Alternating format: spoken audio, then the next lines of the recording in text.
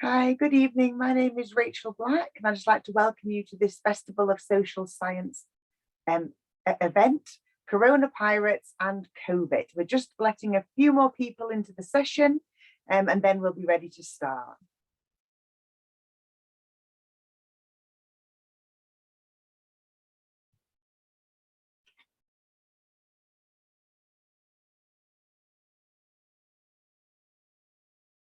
Okay, so thank you all very much for joining us this evening at this event. My name's Rachel from the University of Sheffield, and I'm going to be moderating this session. So this is just sort of a few housekeeping points to start with before we hand over. So just to let you know that we are recording this session.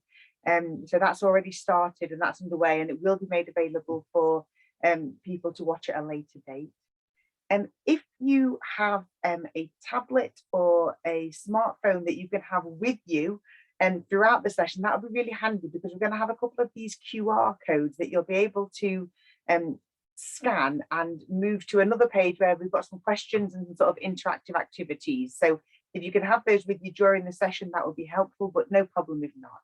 And as you can see there is a QR code and a link to what we call a Mentimeter. So if you could scan that now or copy that link and just answer the question on the page there, which is about sort of who you are, what is your role or job title. That will just help us to know who's joining us tonight, and that'll be really helpful and interesting information. So if you would be able to take a few minutes to do that now, that would be great. Thank you. The questions tonight are going to be collected via the QA function at the bottom of the screen. So if you have any questions as we're going through, if you could type them in there, and then we'll be taking some time to do questions and answers after the presentation. So I will then kind of be able to read through the questions and our presenters will be able to answer them. Just to let you know, a clickable link for the Mentimeter is currently in the chat box. So thank you, Julia, that's been sort of cut and pasted into there. So if you would like to go into the chat box, you can click through to the Mentimeter, or you can scan the QR code. Okay, so I think that that's everybody in now. So we will move over to our presentation. So again, thank you for coming tonight. I'm now going to hand over to Julia, Kath and Jinka, who will start this evening's presentation. Thank you. Thank you, Rachel. So welcome to our session. We are going to be introducing ourselves and our project over the next few slides. So this session arises from a project funded by the ESRC that's called a National Observatory of Children's Play Experiences During COVID-19. The project began in November 2020 and ends in March next year. It was created as a response to a research call for projects that were addressing the pandemic from a range of perspectives. And our proposal was for a project that built on our previous expertise as researchers of children's play. So the project is a collaboration between researchers at the School of Education at the University of Sheffield and 2 departments at University College London. We're also working with project partners, in this case the British Library, Young V&A, which was formerly the V&A Museum of Childhood, and Great Ormond Street Hospital. And there's another member of the team that we'd like to introduce, and that's PEEPS. PEEPS signals our intention to place children and young people at the centre of our research, and PEEPS pops up to explain our project to younger children. So thinking about our project aims, we particularly want to learn about children's everyday play from the young people themselves in their own words. And to do that, we've developed an online survey, and we're also conducting a smaller number of in-depth case studies involving online interviews. We're interested in children's play, writing, drawing, models, photos, videos, audio files, things that emerge within their play or are made about their play, and these can be uploaded to the survey too. And that QR code just takes you to our project website, which has a range of blogs and other materials that we'll talk you through in just a moment. As well as contributing to research now, the survey contributions will be preserved and made publicly accessible as part of a searchable online collection, and they'll be carefully preserved as a historical resource for the future. Working with our partners, we're curating an online exhibition and working to produce play wellbeing toolkits. We've had pandemics before, but we're very good at forgetting about them. And we've historically not been very good at recording everyday life, especially for children. But this project enables us to record the play activities of children, families, teachers, and others who work with children, to preserve your memories and experiences as a legacy, as imagined in this Play Observatory blog by Kerry Holbrook, which was uploaded earlier this year. And I do recommend going to read this blog and many of the others. So the focus of our session today is thinking about what can schools and other organisations contribute. And I just wanted to take a moment to actually go to the Mentimeter question to find out who is in this session and the range of different experience that we have here. So it's really brilliant to see that we've got a range of people here. As an early years person myself, I'm very blessed at early years and nursery mentioned there. Play worker, teacher, music teacher, brilliant, student, excellent, creative teacher, fantastic. So I'm really happy to see that range, and I hope hopefully what we'll do will be relevant, I think, to everybody who's offered up their identities there for us. Okay, so thinking about how the survey works, really we're interested in two different types of survey contribution. And one is what we'd call a sharing contribution. And this is where people are sharing memories and uploads of play from pre-existing files. So things that you might have recorded in photographs, video, audio recordings of play and activities that happened during the pandemic. And we also are interested in responding contributions. And this is where we invite children to contribute by responding to a provocation to create a record of their play during the pandemic. And this is based on activities from our resource packs that invite children to capture memories of their play in multimodal ways. So I'd like to kind of give you a chance to think about this, and we're going to show you a video in a moment that gives you some examples of the sharing contributions that we've had to the survey so far, predominantly from children and families. And as you watch the video, I think you probably will find that it triggers memories and thoughts and links perhaps to the play that you've seen. So the QR code that you can see on the screen now takes you to another Mentimeter interactive site and gives you the opportunity to write a bit more, write a sentence or two to share some of the ideas that you've seen, or that you're thinking about. So having watched the film, does it remind you of play that you've seen, and can you share some brief examples with us? Does it help you to reflect on how COVID protocols impacted on play in your setting or your group, and can you give us some examples? Or maybe you've seen completely different play that you haven't seen there and that you would like to share with us. So we'll give you some time at the end of the film being shown, but if you want to open that up so that you can be starting to type things as you watch it, that's also fine, okay? So I'm just going to start the video. Do let me know if there's any problems and you can't hear it when it starts.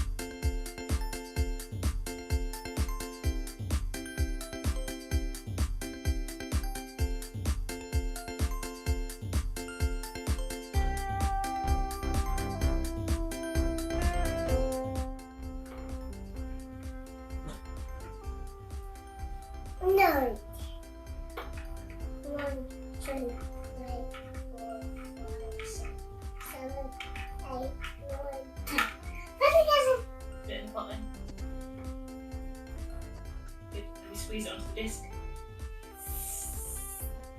But wait. Why? Wait for the results.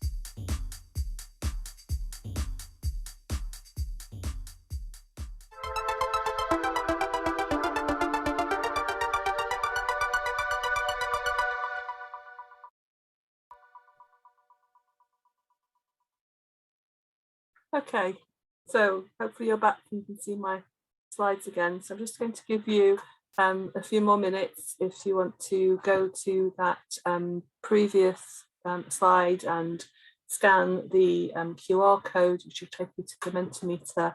And, you know, any comments you have, but also any ideas that you want to share. I think what's really interesting that we've found looking at these, and even though we've seen those before many times, the team, I think we always have an emotional reaction to what we're seeing.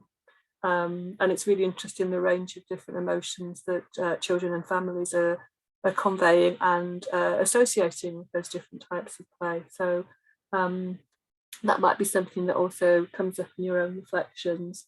So I'll go over to the Mentimeter so you can see some of the types of ideas that you're sharing. So I hope you can see that. And it's coming across, so thanks for it.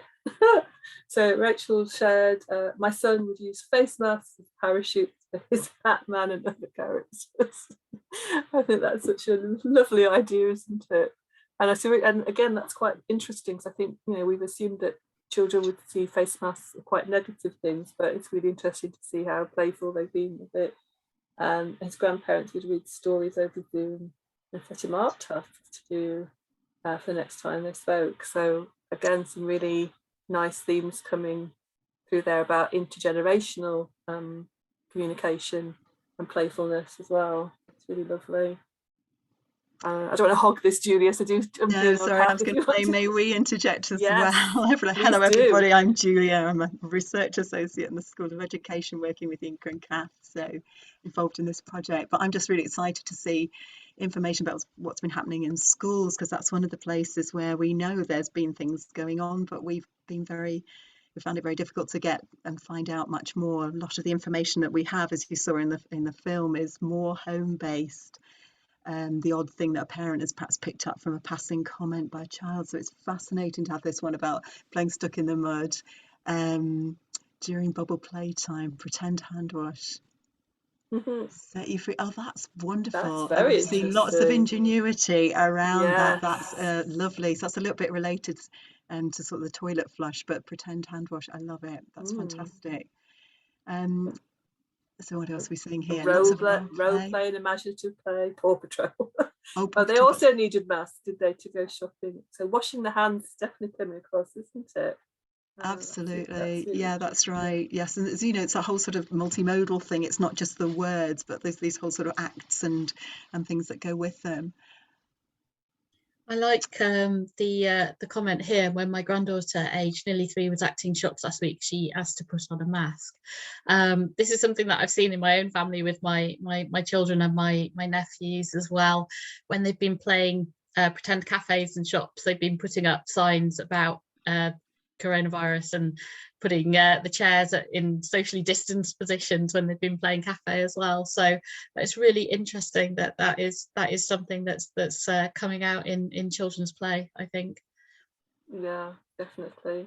And yeah, that comment about children having learned a lot throughout the pandemic, I think that's really lovely to see that comment, because I think a lot of the things that we've seen in the media are very much focused on loss, what children have lost and lost learning in particular. But I'd agree that we're seeing children learning a lot and incorporating that into their play, and becoming incredibly skilled at things that they perhaps wouldn't have had the time or the opportunity to become skilled at. And that's, things online, different games and platforms, but also offline stuff, baking and making. My nephew has got a sewing machine now and is actually making cuddly toys and clothes and something that he would not have had time to do previously. I'm intrigued. The two-way radios one is fantastic. We're brought into play across nurseries. They heard them announcing friends' arrivals and departures. That's just fascinating, I think, and just shows that, snapping up way that children have of, using what's in their environment and immediately incorporating it into the play that they're undertaking. Some of these things, of course, are very ephemeral, and then others become quite embedded in that play and can be quite long-lasting. And with something like the pandemic, of course, has been just this general frame of reference that is on everybody's lips and in everybody's lives. So we've seen a lot of children using the terminology and adapting that. And some of them obviously have found the word coronavirus really quite difficult to get their tongues around. So that was one of the inspirations for the title of the session, was that someone had reported to some colleagues that instead of saying coronavirus, it was Corona Pirates. Oh, and it's really interesting to know about these articles that have been written. So in primary geography, yes, we'll certainly have a look at that. I think it's great that people are recording.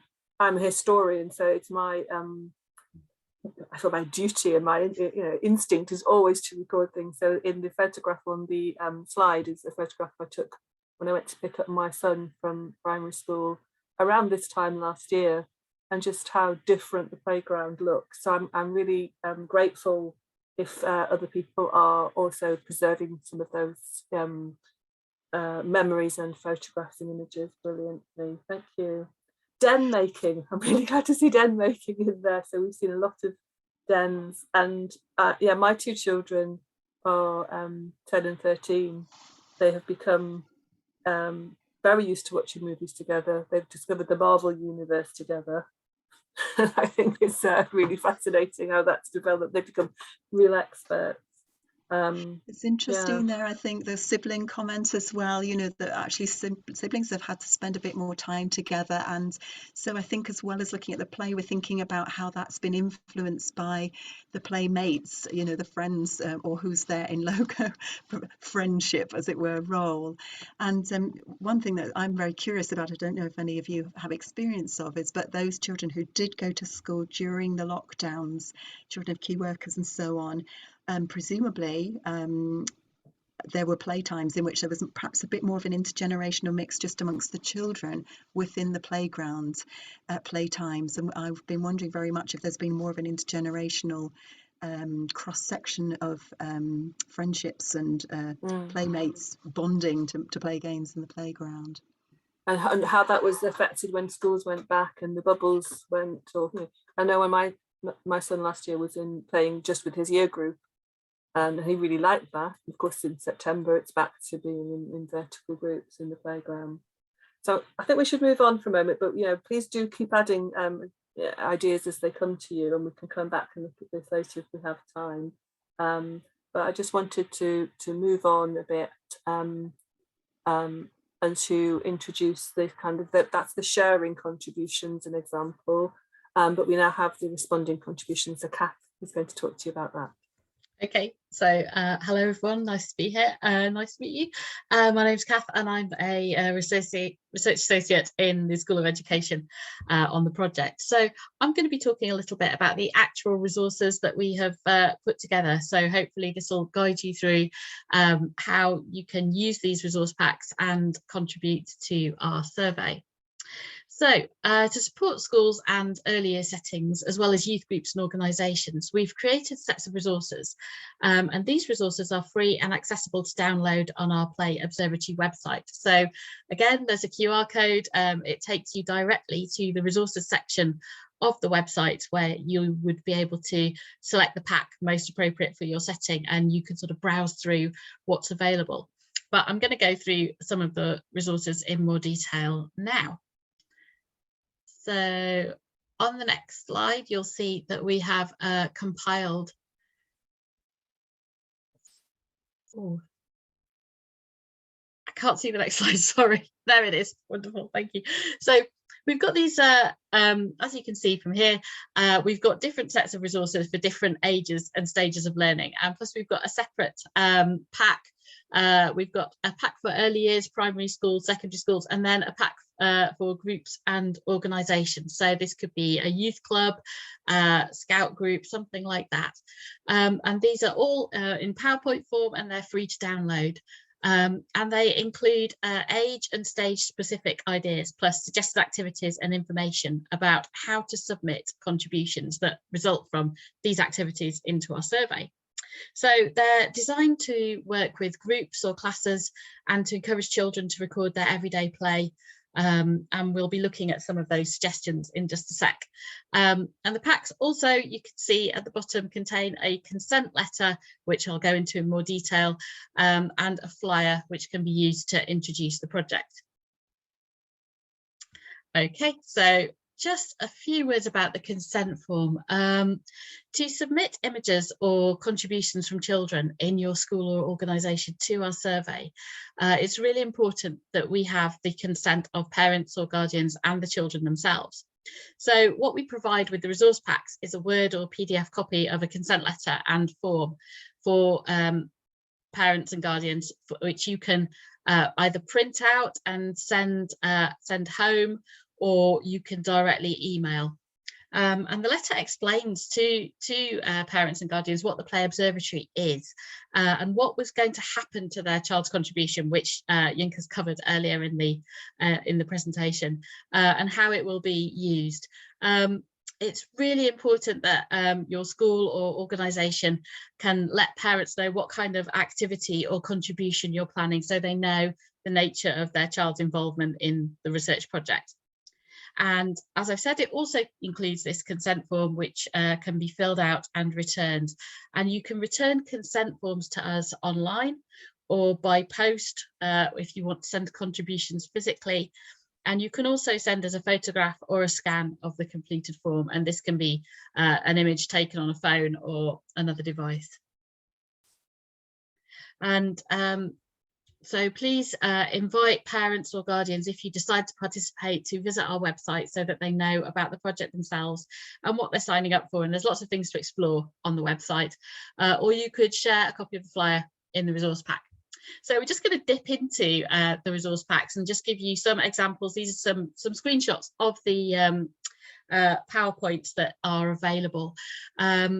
And they can sort of, just to let you know what types of contributions children can make and what memories or reflections they might want to share. So on the right hand side of this slide, you can see some examples of contributions that children might make, and hopefully this will allow children and yourselves to see that contributions don't need to necessarily be all that elaborate. They can just be sort of these little snapshots of experience or they can be longer and more descriptive, but it's really sort of open-ended. It can be simply a joke or a phrase that the children used during the pandemic to maybe describe the virus, or they could talk about play they engaged in as part of a group. If, for example, you are part of an organisation that's been meeting online during lockdowns, we'd love to hear what you've been doing. I know that things like scavenger hunts around the house and things like that were pretty popular, or activities with the family. And returning to the idea of organisations, on the left-hand side, you can see that we've suggested some ways in the groups and organisations pack as to how these activities can be integrated into your regular practices. So this suggests how youth organisations with badge or award schemes, such as the Scouts Community Impact Award, might want to use these activities as part of a wider scheme. And we've also suggested things like the Duke of Edinburgh's Award or National Citizen Service. Okay, so here again, another snapshots from the resource packs. On the left-hand side, you can see that this is from the early years pack, but all packs include instructions on how your setting can take part. And this slide also shows some possible activities that we're suggesting and topics that young people might want to make a contribution about, or you might want to sort of engage with as part of an activity. Things like mapping your play place or jokes and songs, thinking about life events and special occasions and things like that. And there is also at the bottom there, you can see a diary task, which is also something I'm just going to talk about in a sec. Okay, so this is a little bit more detail again about the map making activity. This is one of the activities that we've suggested for younger children, which can be quite a fun, creative activity, encouraging younger children to think about where they've been playing and what they've been doing, especially during times of social distancing when movement's been restricted. And it can be delivered in a variety of ways using different materials depending on what's available and appropriate for a particular age group. So some children might want to draw a picture, or older children might want to label up their maps with names and places for what they've been doing. And you can use, as we've said, a variety of materials, perhaps pencils and crayons, or even make it online. And the map can be of a home, a room in a home, an outdoor space, or even virtual spaces, as we saw in the video.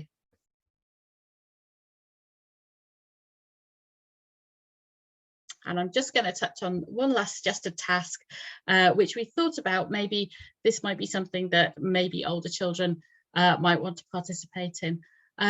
We're aware of the role that diaries kept by children and adults too, I suppose, have played in giving us insight into past significant world events. So we thought a diary entry might be a nice way of gaining a sort of snapshot of young people's experiences during the pandemic. And it includes a link to a suggested diary entry that you might want to share from Dara McAnulty, who is, as you probably know, the award-winning teenage naturalist who published his own lockdown diary entry describing his feelings about the restrictions that we were living under, but also his own observations about the natural world around him. And it suggests again how young people might want to make their own day in the life diary entry, not only by writing, but perhaps making a video or an audio recording. And these activities are perhaps suitable, something like this would be suitable for maybe group coaching sessions or PSHE, citizenship, English or history lessons.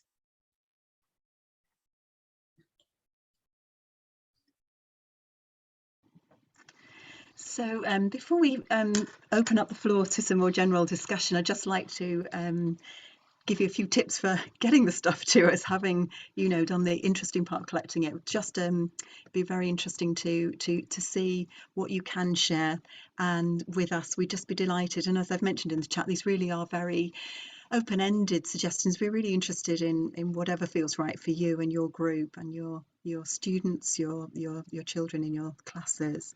In some ways, we're sort of in the position we don't really know what to ask for. We'd be really happy to be surprised. What have we missed, actually, as well? So there's a couple of routes, as with the consent forms that Kath mentioned earlier. It's really helpful to us if you could send the consent forms alongside, or copies of them alongside the actual contributions. You can do this a number of ways. I've put in the chat there the postal address. We'd be very happy just to take photocopies. But if it's possible to, or you want to upload it digitally, then that is possible via the survey. And that's what I'm going to show you here.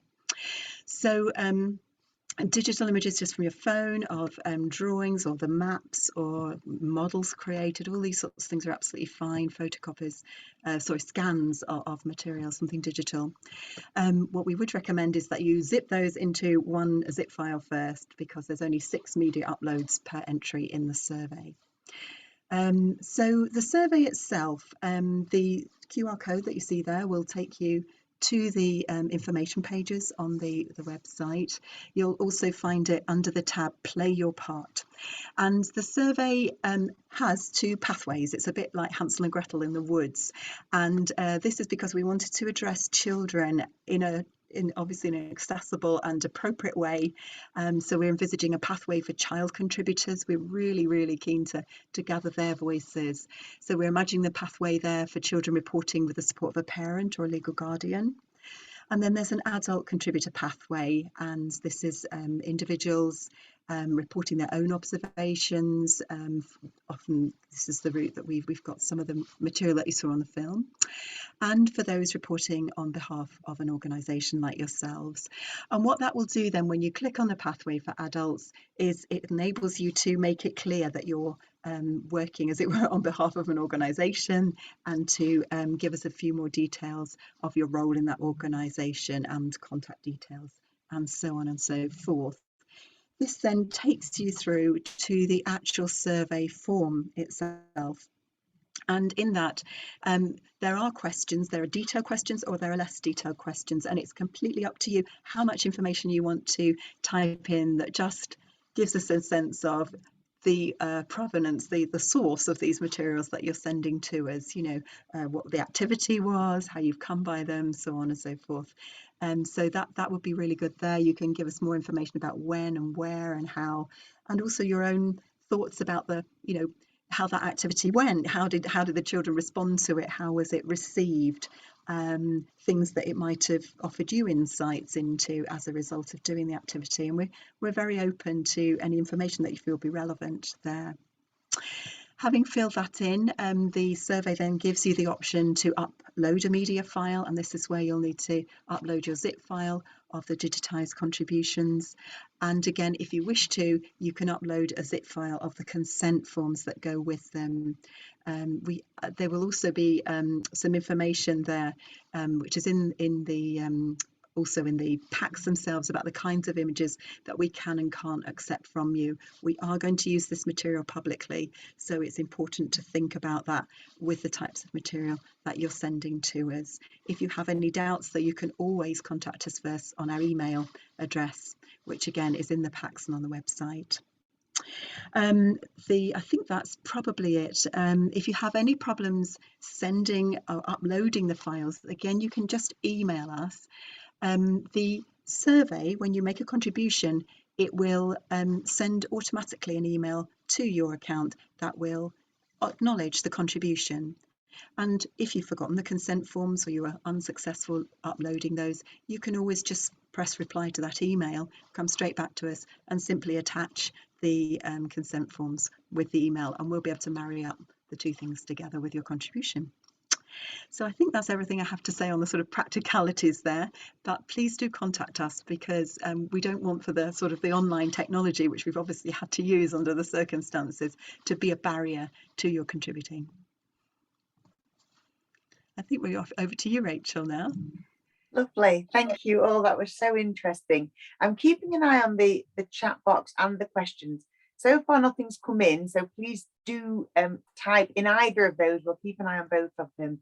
If anything's come up that you'd like to either ask the panel, or if you've just got your own kind of observations about the kind of examples of play you've seen. The Mentimeter is still open, or if it's just easier to pop them in the chat box and we can talk through those.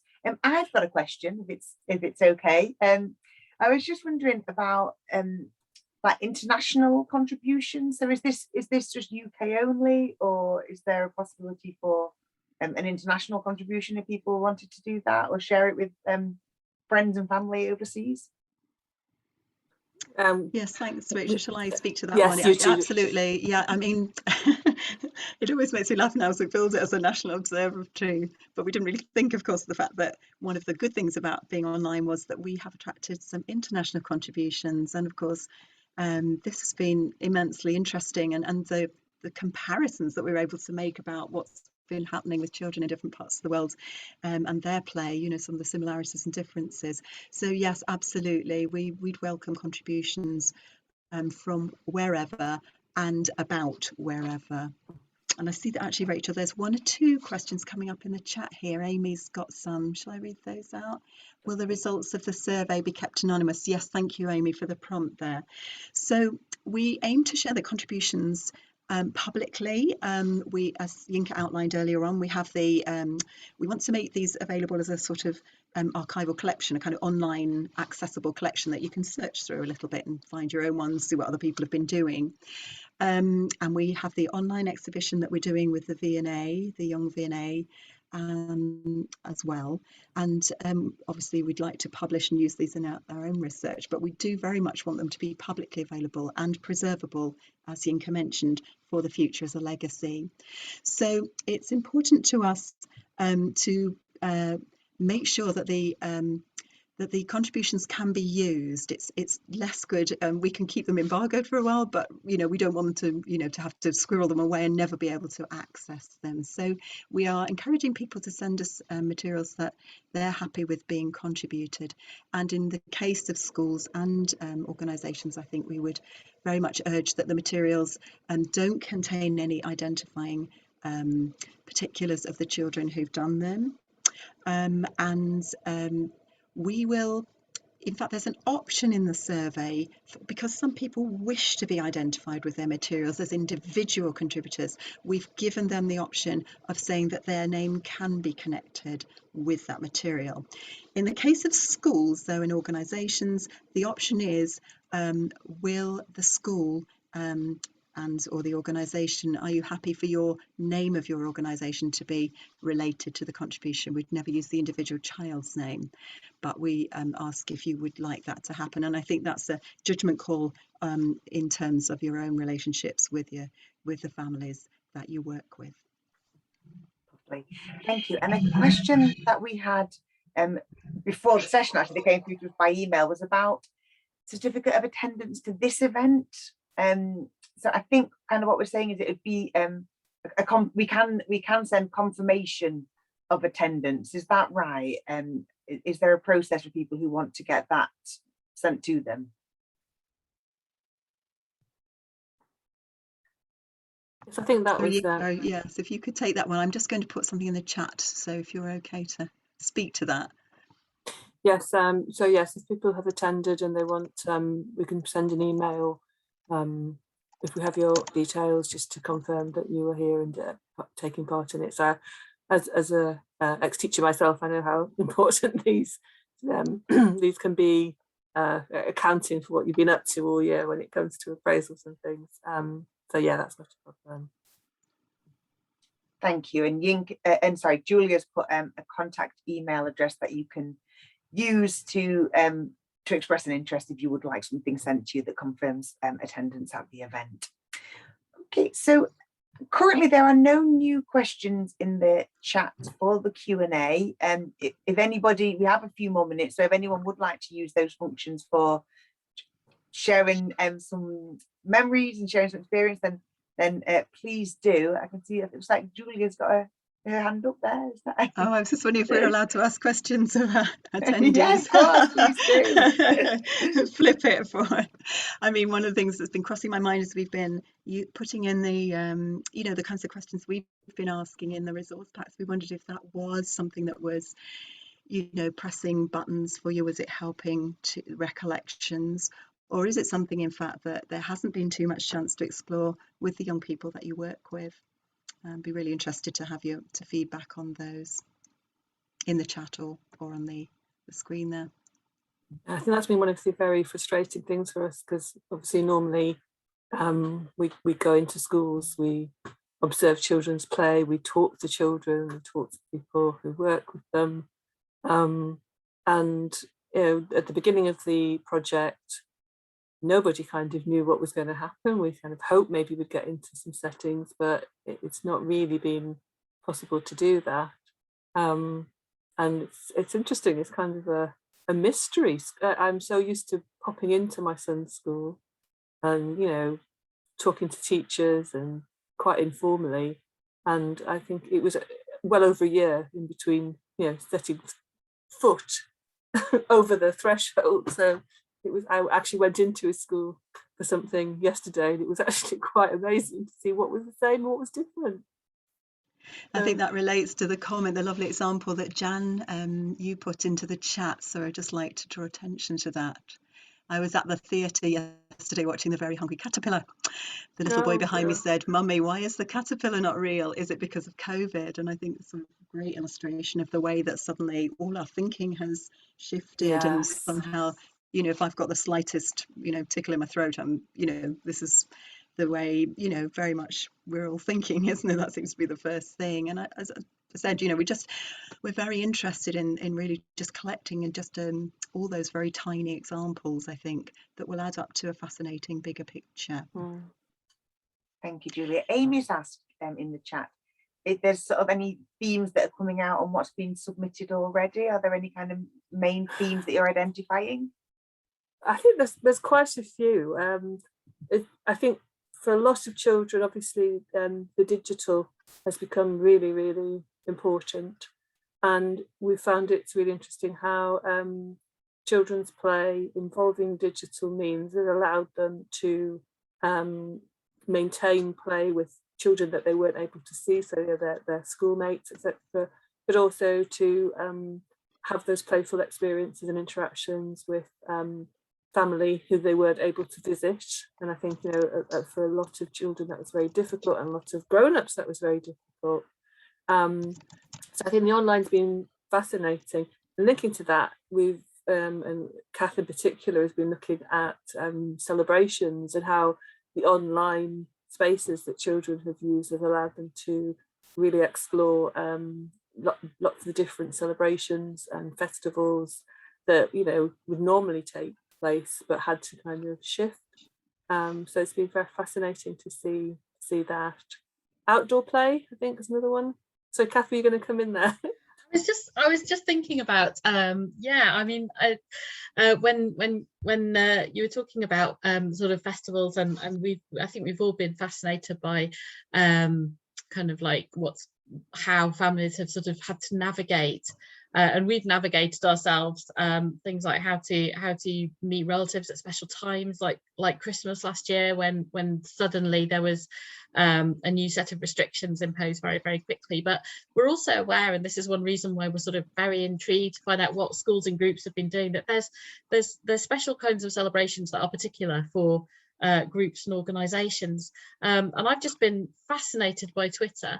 I am anyway, but fascinated during the last year or so, when I was very aware, through having my own kids, having nephews and nieces, that some of these special times at school were being missed. The Christmas parties or the end of term concerts, and a new tradition that a relatively new tradition that I've observed, which is having t-shirts signed on the last day of school.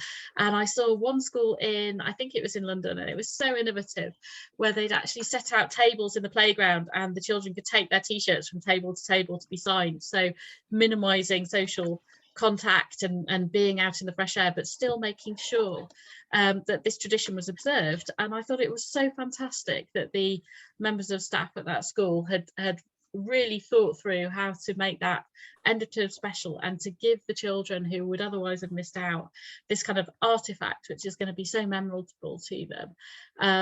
I just thought that was wonderful. And I think this is what, when Julia and Yinka talk about, we don't know what's happening in schools, but we know that staff have been and in youth groups as well. My son's in Cubs, and they've really gone sort of above and beyond to provide weekly activities during times when we just couldn't go outside, to find out what's been organised and what's been done. So yeah, that would be great if you have any examples like that. Thank you, Kath. We do have a question.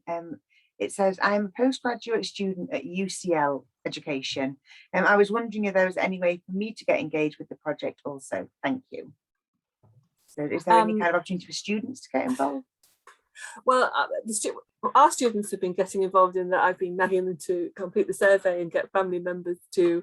So, you know, I've had students who have been taking photographs of things they've seen in the street. You know, for example, when children have been doing like chalk play has been a big thing, hasn't it? And taking photographs of that type of stuff and reporting those experiences as well.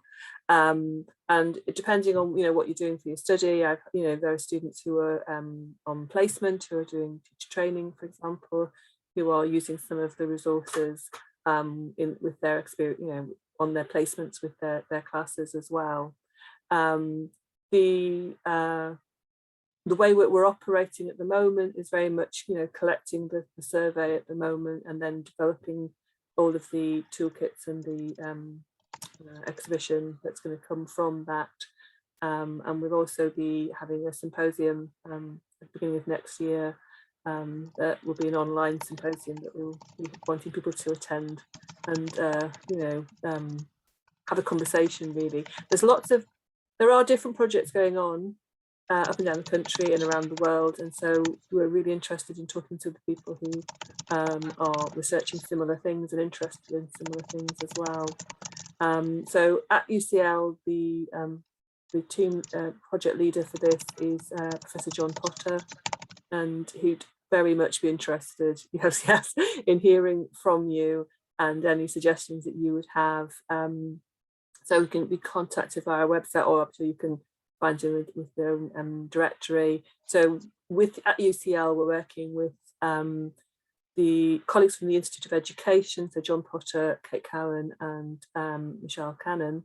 And we're also working with a colleague from the Bartlett Centre for Advanced Spatial Analysis, Valeria Signorelli, who's helping us to, on the digital side, and also how to kind of present and visualise some of our data coming out of the project as well. So they're all very, very interesting people to work with. Part of what we're doing, one of the outputs, Michelle in particular is leading on working with some of the children who've taken part in our case studies to produce some of their own films reflecting on their experiences within the pandemic. So if that's something you're interested in, she would be a good person to get in touch with. Thank you, Yinka. And Jan's just given a bit of a taste of her experiences. A big issue for our school is that many of our families don't have access to toys and resources. We did a home visit where a child had drawn on her leg and she didn't have any paper. We had to provide even the most basic of resources so that our children could take part in online activities. So I think recording this as well, I think, you know, I would like our collection to be a testimony to the amazing work that teachers and practitioners up and down the country have done, because this has been a shared experience, but we have not had a level playing field for this experience. COVID has been the common denominator, but we know that children are experiencing this in very different conditions and with very different levels of comfort and support. And I think, you know, schools and settings have been phenomenal in this, whilst being under massive pressure and, you know, worrying about their own safety as well. So I would absolutely really want to capture and as I say, have that kind of testimony of what was going on and what was being there supporting children. And I would say that I think materiality and play has been another theme that's come out of the research, but so has emotion. And I think that's something that we've really worked to put into the survey. Obviously in interviews, that's often where people do that more digging about emotional stuff, but we really wanted to build it into the survey as well, because we feel that, you know, play is about making meaning, and also play is complex and it serves lots of different purposes. So you might have done play that was incredibly happy and fun, or you might have had children doing play that was very serious, or made them feel calm, or help them actually get their anger out. And so I would love to see that kind of experience, you know, making its way into our contributions, because it's incredibly important. Thank you so much for sharing that. Yeah. May I chip in on the emotions front and also share a finding that's particularly of interest to me, and that's the as you'll have probably gathered now, I'm really quite interested in what's been happening in the playgrounds, and I'm sure that you'll have become aware through newspaper reports and maybe your own experience too of coronavirus TIG or tag games. It was mentioned earlier, the Stuck in the Mud game that was adapted, and this has taken place across the globe. A sort of very fundamental basic game like that, you know, it's chameleonic in the way that it can adapt. And what we often see is that this sort of game will do this to the latest film, and we've seen this obviously very recently with Squid Game, and before that it was, you know, zombies and apocalypses and so on. But actually there's a really long history of the way in which disease and pandemics have influenced tag games. So what has emerged for me, just looking through social media, is that the reports of children playing coronavirus tag, or TIG as we call it here in Sheffield, has sparked recollections of Ebola TIG and polio tag, and things going further back in history, and a huge AIDS, you know, not all of these games perhaps necessarily things as adults we would feel very comfortable with, some of them possibly having a slight edge to them, or more than a slight edge in terms of victimization of individuals. These games are very sensitive, can adapt and change in the playground context. One minute it seems fine, the next minute it may not be. So very, very context sensitive and can be used. And I'd just love to know much more. I think we need to know much more about the way in which children are actually doing this, not just reports, you know, that these things are taking place, and that fascinating connection with the past as well. I think some of the ideas as well, children don't have to produce these things separately. And, you know, in my practice as a nursery teacher and a primary school teacher, is often when we made something together as a kind of collective act, I found those often very therapeutic, but fascinating conversations that came together as we were creating something as a kind of collective record of what's going on. So we obviously, you know, we have an ulterior motive. We want you to do these activities for us, but actually I think all of us, children and adults, will probably benefit from actually being able to take a little time out to just kind of have a collective think about and recollect, and also just, you know, appreciate what's happened during the pandemic, and how creativity, I think, has been one of the things that's come out of that, and connection. And going back to that international stuff, I mean, I found it fascinating that my children, for the very first time, were invited to their cousin's birthday party because their cousins live in Canada. And we were able to have this wonderful online birthday party that we would never have had. So I think, you know, the pandemic has obviously caused hardship and taken things away from children and made things more difficult. But there's also been an amazing creative response to that, and especially, as we say, in not just in the home but in other places in children's lives that you could give us some insight into. Lovely. Thank you all so much, and thank you for everyone who's contributed your questions and your experiences. It's been so wonderful to have these insights. I think we've pretty much come to the end of our session. So thank you to the panel. Thank you very much for talking us through this project and how we can get involved. And thank you all for attending and sharing with us your experiences. It's really been appreciated. So thank you very much for your time.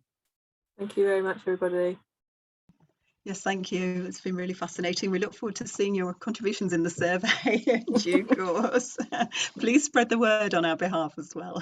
Oh yes, so there's a session for families on Saturday. So if you know people who'd like to attend, please do send them our way. Thank you.